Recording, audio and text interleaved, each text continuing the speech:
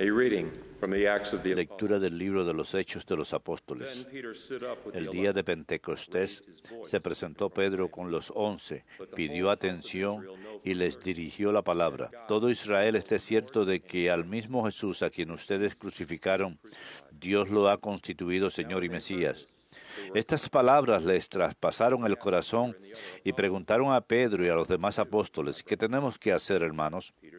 Pedro les contestó, conviértanse y bautícense todos en nombre de Jesucristo, para que se le perdone los pecados y reciban al Espíritu Santo, porque la promesa vale para ustedes y para nuestros hijos, y además para todos los que llame el Señor Dios nuestro, aunque estén lejos. Con estas y otras muchas razones les surgía y los exhortaba diciendo, escapen de esta generación perversa. Los que aceptaron estas palabras se bautizaron y aquel día se le agregaron unos 3,000. Verbum Domini.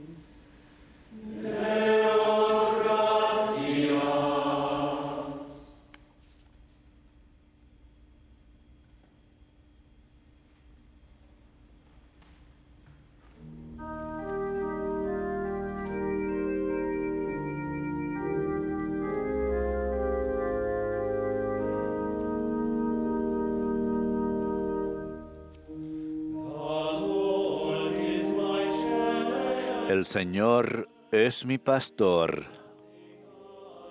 nada me falta.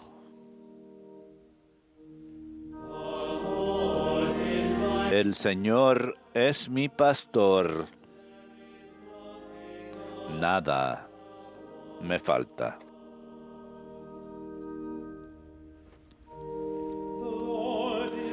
El Señor es mi pastor, nada me falta. En verdes praderas me hace recostar. Me conduce hacia fuentes tranquilas y repara mis fuerzas. Me guía por el sendero justo. El Señor es mi pastor, nada me falta.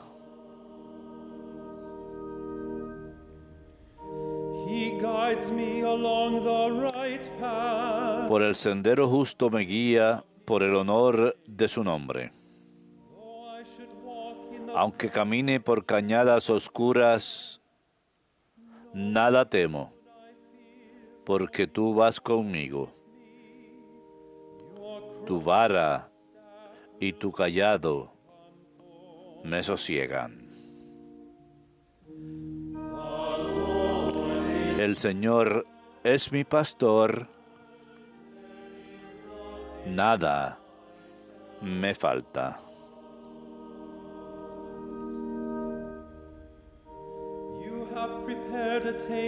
Preparas una mesa ante mí, enfrente de mis enemigos.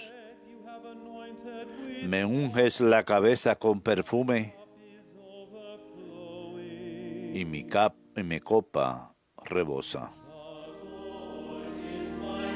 El Señor es mi pastor,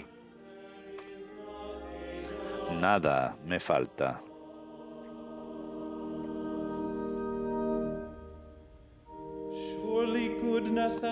Tu bondad y tu misericordia me acompañan todos los días de mi vida, y habitaré en la casa del Señor por años sin término. El Señor es mi pastor, nada me falta.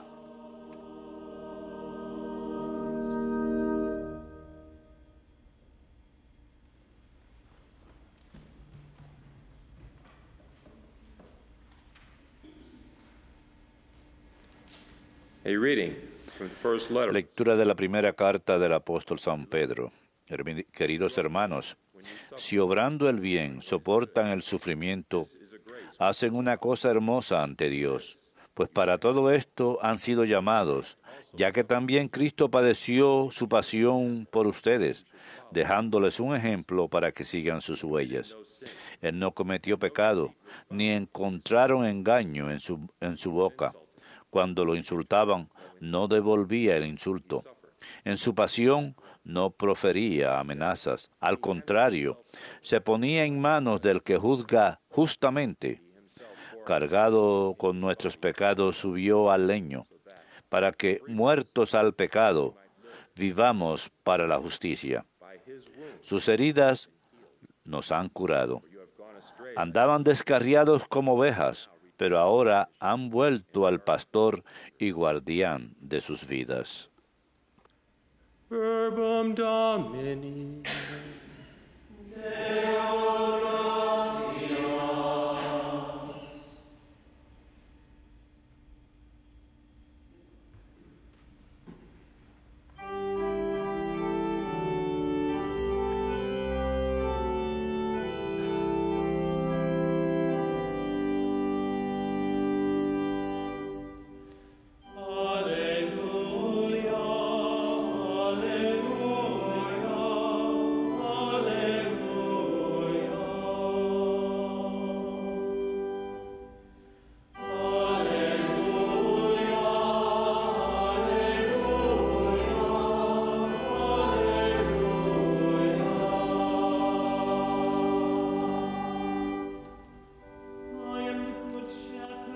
Yo soy el buen pastor, dice el Señor.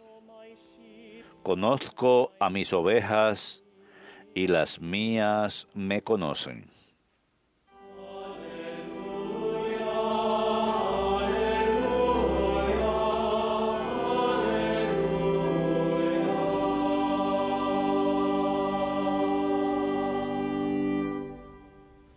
Dominus vobiscum.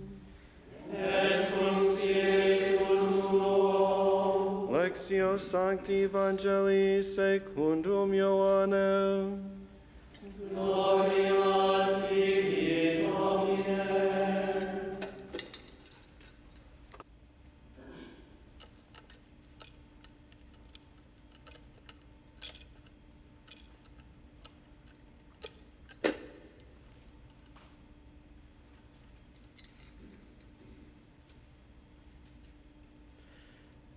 Jesus said, En aquel tiempo dijo Jesús, les aseguro que el que no entra por la puerta en el aprisco de las ovejas, sino que salta por otra parte, ese es ladrón y bandido.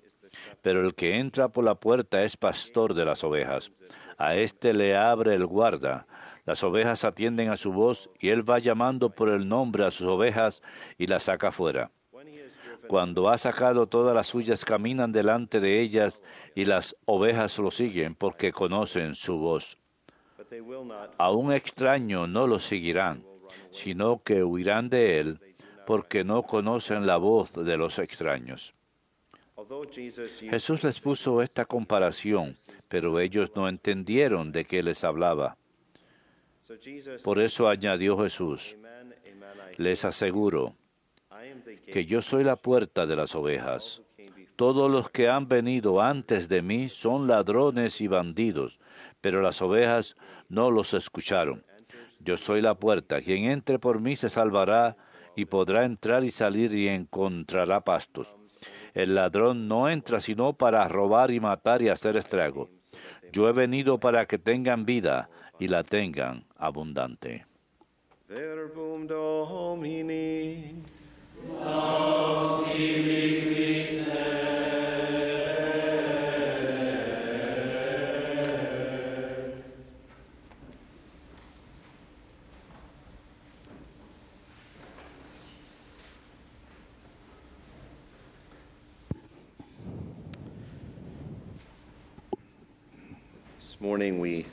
Esta mañana deseamos extender deseos de cumpleaños al padre John Paul.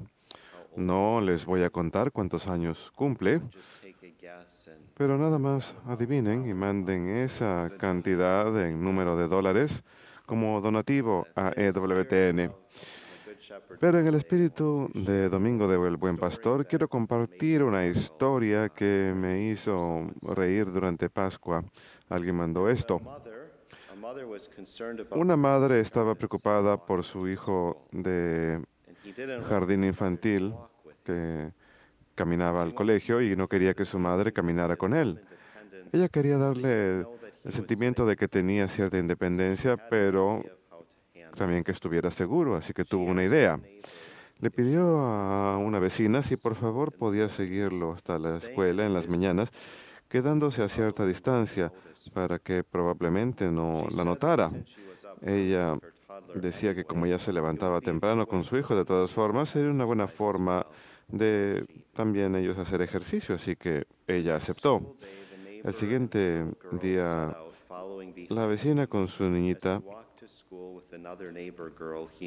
empezaron a seguirlo camino a la escuela y ella lo hizo toda la semana. Cuando los dos niños caminaban y conversaban, el amiguito de Timmy se notó que la misma mujer lo seguía todos los días. Finalmente le dijo a Timmy, ¿te has dado cuenta que hay una mujer que nos sigue al colegio toda la semana? ¿La conoces? Timmy le dijo, sí, yo sé quién es ella. La niñita dijo, bueno, ¿quién es? Oh, es Shirley Goodness, dijo Timmy, y su hija, Marcy. Shirley Goodness, ¿quién es ella y por qué nos está siguiendo? Bueno, explicó Timmy, cada noche mi mamá me hace rezar el Salmo 23 con mis oraciones porque se preocupa tanto de mí. Y en el Salmo dice, seguramente la bondad y la misericordia me seguirán todos los días de mi vida, así que me tendré que acostumbrar a ello. Y el saludo es que por seguro la bondad y la misericordia los acompañe el resto de sus días. Y eso es lo que escuchamos en el Salmo de hoy, que cantamos tan hermosamente. Moraré en la casa del Señor por años sin fin, y solamente la bondad y la misericordia me acompañan todos los días de mi vida. La misericordia y la bondad me acompañan todos los años de mi vida, y solamente los niñitos lo pueden malentender tanto y sin embargo entenderlo tan claramente al mismo tiempo. Mi madre se preocupa por mí, así que tengo que rezar esa oración, ese salmo. Y entonces esto nos recuerda de la misericordia y la bondad del Señor, siguiéndonos a diario. Pero esa hermosa imagen del Salmo 23, la hermosa imagen de la paz que recibimos, que el Señor es el pastor que nos guía por verdes praderas, nos hace recostar y nos conduce hacia fuentes tranquilas. A pesar que camina por cañadas oscuras, nada temo porque el Señor va conmigo. Nada más deseo reflexionar con ustedes esta mañana acerca del don del silencio, o como lo dice un libro del cardenal Cera, que es el prefecto de la Congregación de la Adoración Divina, con título El poder del silencio en contra de la dictadura del ruido. El poder del silencio, y lo que el cardenal indicará es que el silencio está en esos momentos, como escuchamos en el Salmo, cuando estamos en las verdes praderas y en fuentes tranquilas. ¡Qué entorno tan pastoral! A todos nos gustaría estar en un lugar así, pero también hay alusión a caminar por cañadas oscuras. Y cuando caminamos en las tinieblas o en las cañadas oscuras, también hay silencio. Y sin embargo, ¿qué se nos recuerda en el Salmo? Nada temo porque tú vas conmigo. Las tres lecturas de hoy tienen alusión al llamado del Señor. San Pedro lo dice en la primera lectura, en los Hechos de los Apóstoles. Lo escuchamos en su carta, la primera carta de San Pedro, que todos hemos sido llamados a imitar a Cristo, en especial en su sufrimiento. Y luego Jesús habla de esto, identificándose a sí mismo como pastor, que el pastor llama a sus ovejas, las invita por su nombre y ellas reconocen su voz.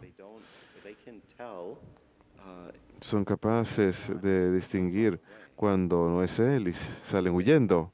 Así que detectan su voz o el sonido de su voz y pueden distinguir por el lenguaje corporal de aquel que las cuida. Son muy tímidas. Así que para escuchar este llamado de Cristo, para escuchar la voz del buen pastor, tenemos que tener corazones dispuestos hacia Él. No vamos a escuchar su voz en medio del ruido y el caos del mundo. Así que al mirar esta obra del cardenal Cera, en ella él desempaca la dimensión filosófica y teológica del silencio, incluyendo nuestro titubeo en incluso comenzar a hacerlo. Creo que si somos honestos con nosotros mismos, muchas veces anhelamos esa idea. Decimos, oh, quiero paz y tranquilidad. Y cuando nos llevamos bien con alguien, nos la pasamos conversando mucho. O simplemente pensamos en escuchar algo en la radio. Tenemos ruido constante en torno a nosotros. Y el cardenal dice lo siguiente: el descanso interior y la armonía pueden fluir solamente del silencio. Sin ella, la vida no existe. Los misterios más grandes del mundo nacen en el silencio y nos da el ejemplo de la mirada de un enamorado. La mirada entre dos personas enamoradas se da en silencio. El crecimiento de una planta o el movimiento de las estrellas, esas cosas se comunican a través de su silencio. Él dice, nada nos hará descubrir a Dios mejor que el silencio inscrito en el centro de nuestro ser. Y si no cultivamos ese silencio, ¿cómo podemos encontrar a Dios? Sin silencio, Dios desaparece en el ruido. C.S. Lewis escribió las cartas de un demonio a su sobrino e identifica el ruido como la música del infierno. Si quieren una imagen de cómo luce, cómo suena el infierno, es caos. Y el ruido es la música del infierno.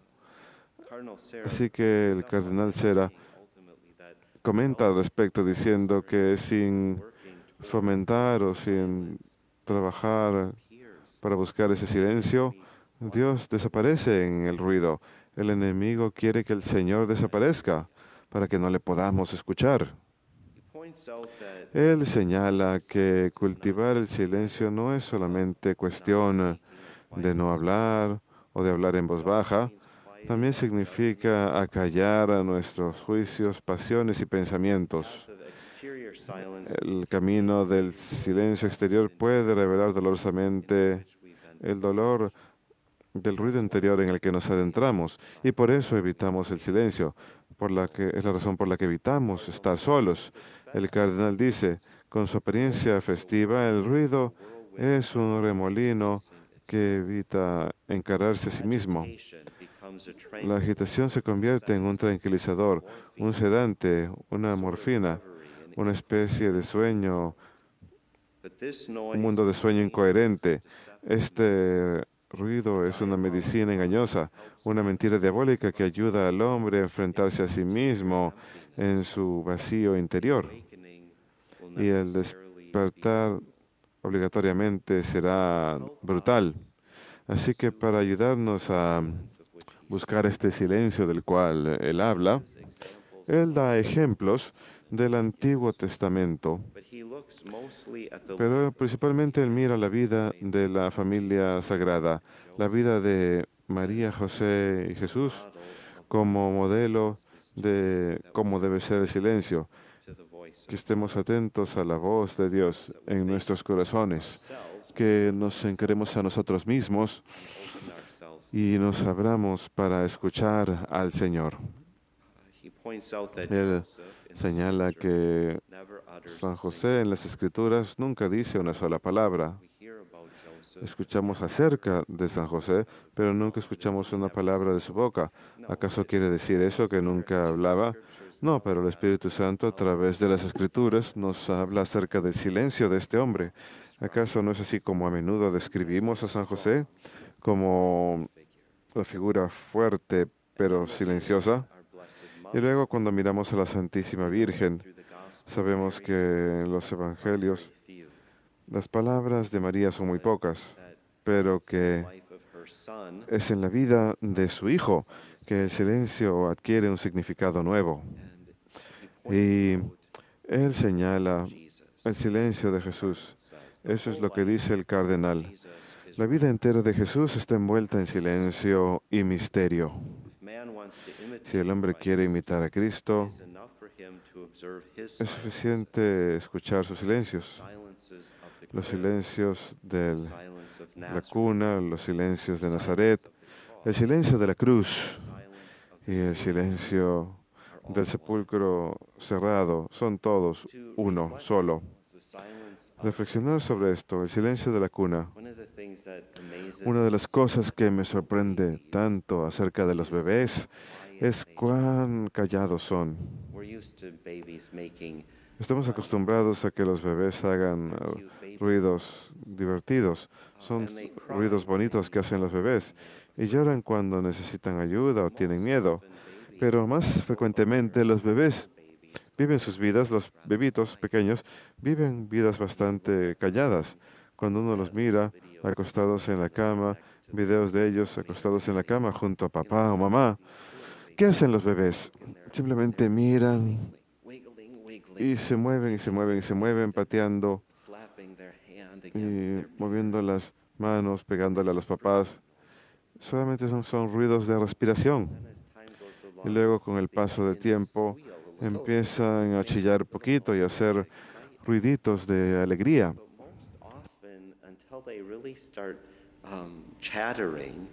Pero más a menudo, hasta que empiezan a hablar, son individuos bien callados. Jesús era igual, en especial cuando era un bebé en la cuna, era muy callado. Luego el cardenal habla del silencio de Nazaret en el hogar de Jesús, María y José, cuando vivían sus actividades diarias. No querían que estuviésemos confundidos de que María y José constantemente estaban arrodillándose en adoración. Es una falsedad. Vivían sus vidas normales y no tenían la radio encendida en el taller mientras hacían mesas y sillas, sino que interactuaban uno con el otro y sin embargo tenían una memoria apropiada. Y a menudo es lo que nos falta en nuestro mundo, que no somos disciplinados, somos disipados, tenemos caos alrededor y nos dejamos llevar por la corriente de lo que esté ocurriendo en el día. Aquellos que se enfocan no tanto en Dios, sino en el poder del pensamiento positivo, nos dicen de que debemos tomar control de las riendas, tomar control de nuestras vidas. Hay cierta verdad en ello, pero tomar control de nuestras vidas consiste en entregarle ese control al Señor y darle a Él poder sobre nuestras vidas, autoridad sobre la vida. Y en las relaciones es usualmente donde encontramos esa paz en nosotros mismos, esa armonía en nuestro corazón, porque estamos disciplinados correctamente. Pero el cardenal también habla del silencio de la cruz, y creo que podemos ver eso en la segunda lectura, cuando San Pedro nos ofrece esa frase que tan a menudo escuchamos, cuando lo insultaban, no devolvía el insulto. En su pasión no profería amenazas, al contrario, se ponía en manos del que juzga justamente. Cargado con nuestros pecados subió al leño, para que muertos al pecado vivamos para la justicia. Sus heridas os han curado. Ahora Cristo estaba rodeado por el caos y el ruido del infierno cuando estaba clavado en la cruz. El odio hacia nuestro Redentor. Y sin embargo, Él mismo, en su persona, Él guardaba silencio. Es algo hermoso sobre lo cual reflexionar. La mayoría de las personas, y esto lo indica el arzobispo Shin, en la vida de Cristo, la mayoría de las personas condenadas a la muerte, al castigo capital, lo que estaban burlándose de Jesús, estaban esperando escuchar que Jesús respondiera y los maldiciera en su dolor y en su sufrimiento, que Él fuera a perder ese sentido de sí mismo y que fuera a decirles palabras groseras. Y el arzobispo también dice que Él maldijera a su propia madre. Un hombre clavado en la cruz o enfrentado a la muerte de esa forma, ese odio, esa ira, ese dolor, saldrían de él. Y sin embargo, sin importar cuánto se burlaban del Señor, Él sufrió en silencio. Él estaba callado. Nuevamente, Él se conocía a sí mismo y en esto Él conocía a su Padre. Y luego, el silencio del sepulcro. Jesús resucita de entre los muertos. Solo podemos imaginar cómo habría sido esa mañana de la resurrección. El cardenal dice que los silencios de Jesús son silencios de pobreza, humildad, sacrificio propio y rebaja. Es el abismo sin fondo de su esquenosis, de su entrega total. Luego, el cardenal hace alusión al silencio sacro y dice, es una pequeña anticipación de la eternidad que puede abrir de manera singular un corazón hacia Dios. Una pequeña anticipación de la eternidad que de manera singular puede abrir un corazón hacia Dios. Así que Jesús en el Evangelio nos da esa invitación. Se identifica a sí mismo como las puertas. Reconoce que los fariseos no entienden lo que él está diciendo. Así que él dice nuevamente, amén, amén, os digo, yo soy la puerta para las ovejas. Se identifica a sí mismo como una puerta. O sea, debemos pasar a través de Cristo para tener acceso a la vida eterna. Y realmente es a través de la apertura, Él abre su corazón para nosotros y nos dice, vengan a esta fuente, a este horno de mi amor. Es una hermosa oración de Santa Faustina, de que pasamos a la vida eterna a través del corazón de Cristo, como si fuese una puerta abierta. Y esto es lo que nos dice Jesucristo al identificarse a sí mismo como el buen pastor. Pero necesitamos escuchar y obedecer su voz cuando Él nos llama a ser parte de Él. Y no podemos escuchar ese ruido en el ruido de este mundo. Así que para buscar este gran don del silencio interior y recolección, en ello experimentamos, al igual que Cristo, nuestra propia entrega total. Experimentamos esa identificación con Él, en donde nos unimos a Él, y al habernos unido a Cristo, es en Él a través de quien pasamos a la vida eterna.